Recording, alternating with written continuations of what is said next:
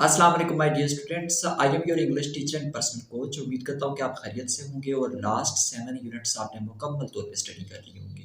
आज unit number 8 के different topics के साथ आपकी खिदमत में फिर से हाजिर हूँ। आज मैं आपको प्रॉपर लैंग्वेज फंक्शन बताने वाला हूँ। आज हम जो चीज़ पहले नंबर पे पढ़ेंगे वो ये है कि एक्सप्रेसिंग एप्रिसिएशन एंड ग्रेटिट्यूड। आप दाद और तहसीन और इजहार तशक्कुर कैसे अदा करते हैं। यानी आप ज़िंदगी में अगर आप इर्द गिर्द नज़र दौड़ाएं तो आप देखेंगे कि बहुत सारे ऐसे लोग होते हैं जिनको आपकी हौसला अफजाई की ज़रूरत होती है, आपकी दाद की ज़रूरत होती है। बहुत सारे ऐसे काम हैं, दिन में आपके साथ बहुत सारे ऐसे वाक़यात होते हैं कि जिस पे आप वो दूसरों का शुक्रिया अदा करते हैं। लैंग्वेज फंक्शन के इस टॉपिक में हम ये सीखेंगे कि आप किसी का शुक्रिया कैसे अदा कर सकते हैं, किसी को आपने दाद देनी है, अगर किसी का काम आपको अच्छा लगता है तो आप उसे कैसे अप्रिशिएट कर सकते हैं। कुछ एग्जाम्पल्स आपके सामने मैं रखूंगा। जब आपको कोई चीज़ पसंद आती है तो आप कहते हैं आई am so happy, I am delighted, I really appreciate, you have made me so happy, I have so much appreciation for this work. यानी आप ये कुछ अल्फाज इस्तेमाल करके किसी को बेहतरीन तरीके से आप उसको दाद दे सकते हैं।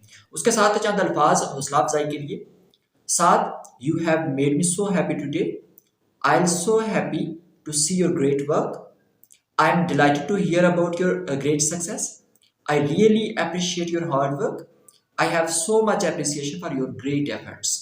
ये वो चंद अल्फाज हैं जो आप इस्तेमाल करके किसी दूसरे की हौसला अफजाई कर सकते हैं। मैं अगर उर्दू में बात करूं तो आपको यूं मैं समझाऊंगा कि जब आप किसी की हौसला अफजाई करते हैं तो आप ऐसे अल्फाज इस्तेमाल कीजिए जिससे उसे महसूस हो, उसकी फीलिंग्स को अच्छा लगे और वो समझे कि आप उसे वाकई हकीकतन दिल से आप उसे अप्रिशिएट कर रहे हैं। तो इसके लिए ये अल्फाज आपने यूज कर लेने। नेक्स्ट में जाता हूँ ग्रेटिट्यूड पे। ग्रेटिट्यूड इजहार तशक्कुर को कहते हैं कि जब आपको किसी ने अप्रिशिएट किया तो आप उससे अप्रिसिएशन को कैसे रिप्लाई करेंगे, उसका जवाब कैसे देंगे। ये चीजें मैं आपको इन सेंटेंसेस में सिखाने वाला हूँ। Thank you for your hospitality, I really appreciate your great help, I am so delightful for your kind help and guidance, I am very thankful for your nice gifts, with gratitude for your timely help, I have so much appreciation for your valuable support। ये वो चंद अल्फाज हैं जिसपे आप उसका शुक्रिया अदा करते हैं। बेहतरीन डिसेंट अल्फाज में आप उसका शुक्रिया अदा करते हैं कि आपकी इस एफर्ट, आपके इन अल्फाज का मैं बहुत बहुत शुक्रिया अदा करता हूँ।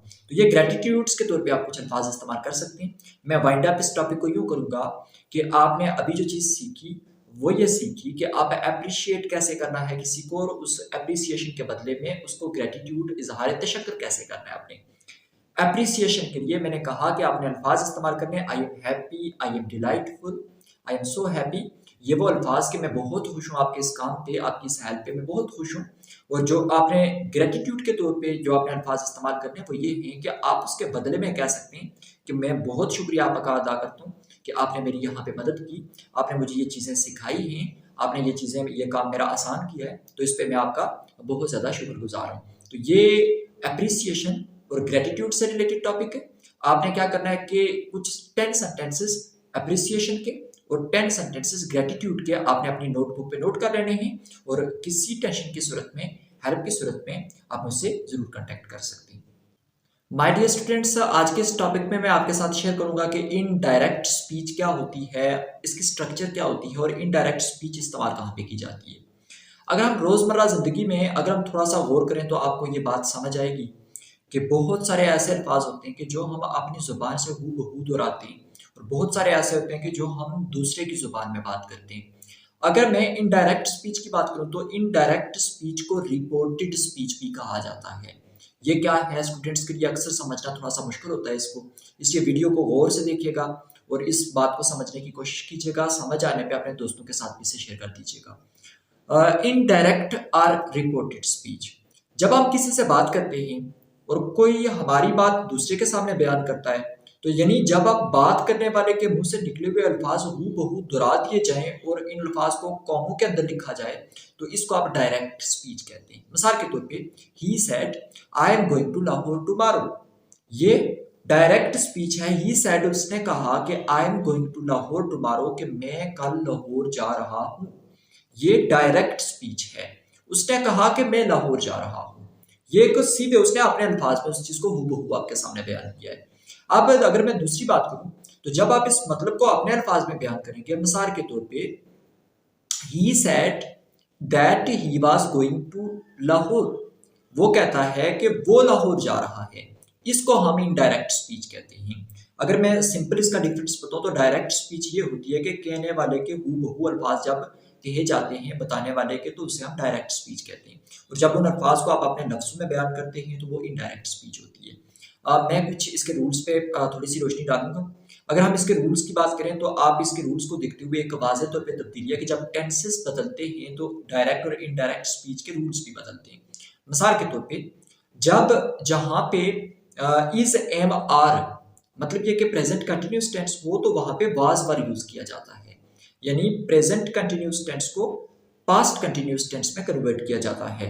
इसी तरह प्रेजेंट परफेक्ट टेंस को पास्ट परफेक्ट टेंस में तब्दील किया जाता है। आप जो हेल्पिंग वर्ब यूज किए जाते हैं, कैन को कुड में कन्वर्ट किया जाता है, विल को वुड में कन्वर्ट किया जाता है, डू और डज को डिड में कन्वर्ट किया जाता है, लाइक को लाइक्ड में कन्वर्ट किया जाता है और गो को वेंट में कन्वर्ट किया जाता है।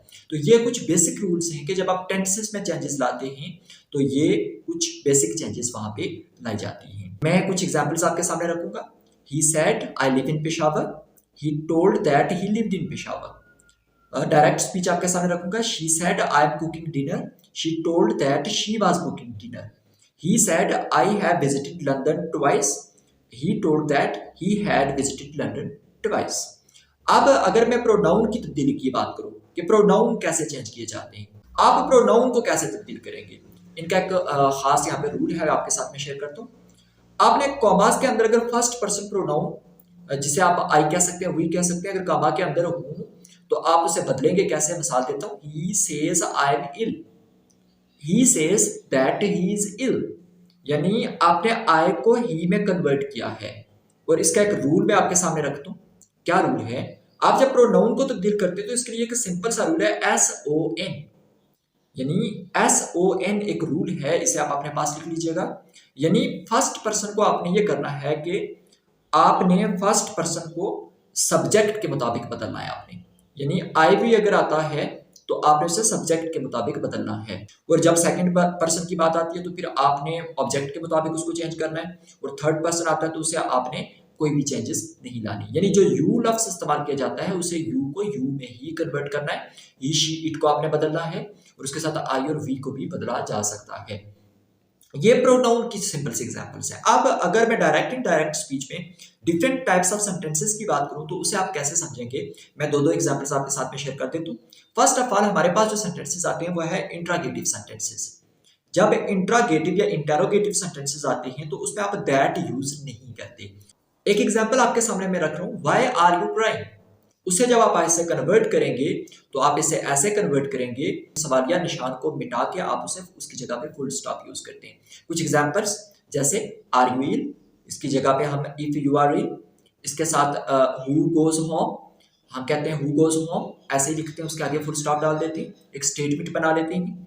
नंबर 2 सेंटेंसेस की बात करूं, इंपेरेटिव सेंटेंसेस। ये हुक्मिया जुमले होते हैं, ये वो फिक्रें जिसमें किसी काम के करने या ना करने को कहा जाए, ऐसे फिक्रों की पहचान आप यूं कर सकते हैं।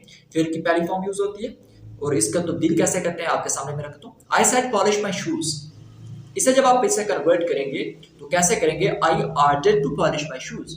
इसमें आप ये काम करेंगे, जब बड़ा छोटे को काम बताएगा तो वो ऑर्डर होता है और छोटा बड़े को जब कोई काम बताता है तो वो रिक्वेस्ट होती है।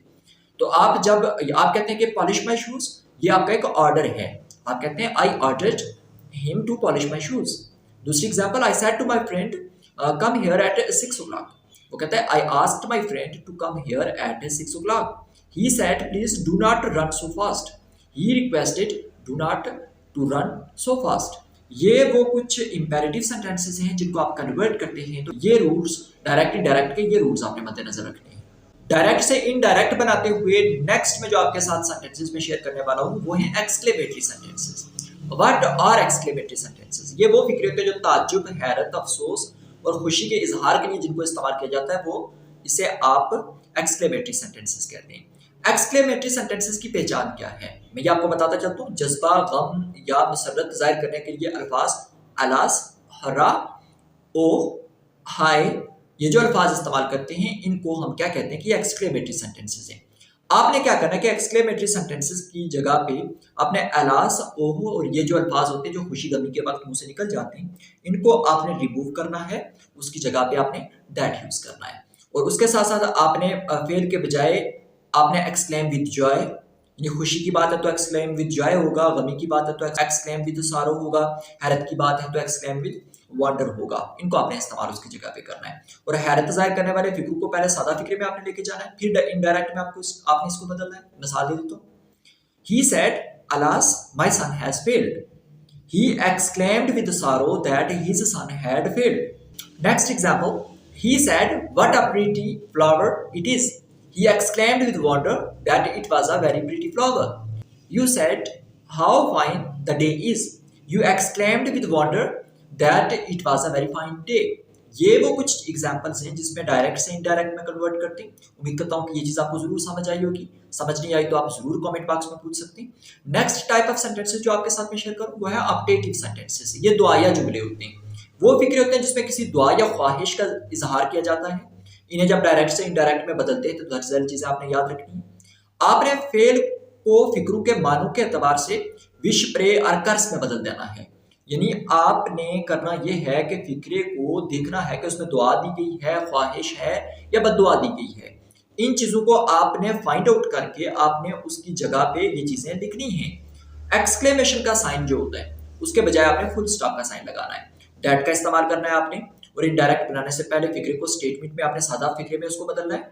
और हम कैसे बदल सकते हैं, एग्जाम्पल देता हूँ, मे ही सक्सीड।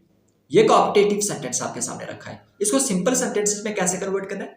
ही मे सक्सीड, मे ही सक्सीड को ही मे सक्सीड में हमने कन्वर्ट किया। मे ही सक्सीड के बाद साइन ऑफ एक्सक्लेमेशन था, उस साइन ऑफ एक्सक्लेमेशन को हमने हटाया है, हमने क्या रखा है वहां पे फुल स्टॉप रखा है। और इसको मैं जब चेंज करता हूं तो इसके नेक्स्ट रूल्स की बात आपसे कर लेता हूँ। फेल जो होता है, सब्जेक्ट जो होता है, उसको दीगर अल्फाज आप ऐसे ही तब्दील करेंगे जैसे आपने बाकी किए। ख्वाहिश को जाहिर करने वाले अल्फाज आपने इस्तेमाल करने हैं, wish that, oh that, would that, ये हटाने हैं आपने। फिर इसकी जगह पे अपने विश का लफ्ज़ इस्तेमाल करना है। ख्वाहिश के फिक्रों में वर वाहिद भी होता है और जमा भी होता है, इसको बदलने की जरूरत नहीं होती। ये एक रूल है, इसे ध्यान में रखिएगा। कुछ examples, he said may you live long, he prayed that he might live long. I said to her, may you succeed in your life. I wished that she might succeed in her life. The mother said to her son, may God bless you with a son. The mother prayed for her son that God might bless him with a son. ये वो कुछ examples हैं जिसमें आप narration पढ़ रहे हैं, direct से इनडायरेक्ट स्पीच आप पढ़ रहे हैं। आपने इन रूल्स को गौर से सुनना है।